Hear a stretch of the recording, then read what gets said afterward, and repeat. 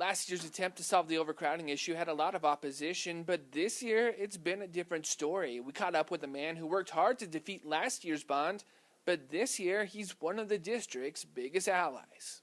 To say that Mark Bird was against the previous bond would be an understatement.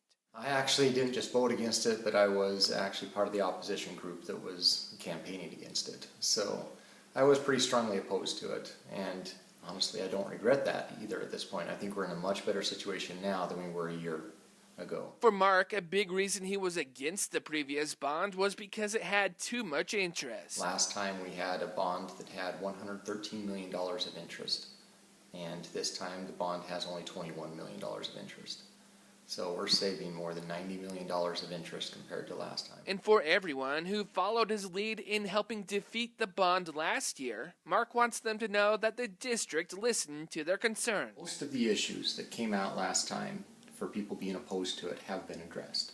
You saw those big signs out across the district in front of people's houses. I had one in my yard, and I also passed out flyers that had these things on it.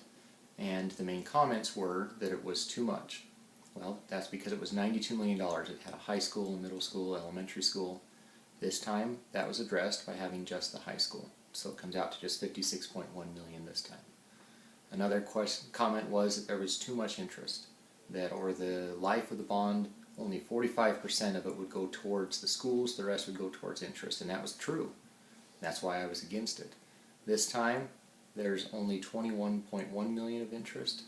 Last time, $113 million, so major change there. And honestly, of that $21.1 million, the district is only going to be paying $9.5 million when you factor in the fact that the Idaho School Levy Program is going, it's called Levy Equalization Payments, will be paying a substantial portion of that, leaving us with just $9.5 million. A third concern on those flyers and on those signs was that it was too long of a bond. It was 30 years. We'd be paying for it for the next couple generations still. This one is now just 17.5 years. So that's a substantial change. And they also campaigned about it being too vague. People didn't know what was included in it and why it cost what it did. And I believe that that's been addressed substantially this time. Another concern was the location of it wasn't well laid out, wasn't well thought out, that we were just going to fill in the blanks later.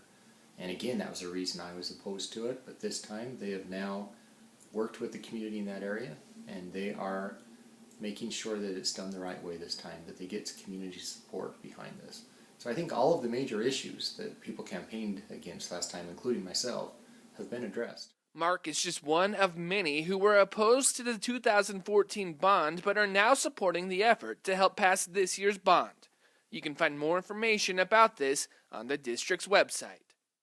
Now, Mark recently submitted an op-ed piece to the Post-Register which further details his support for the district.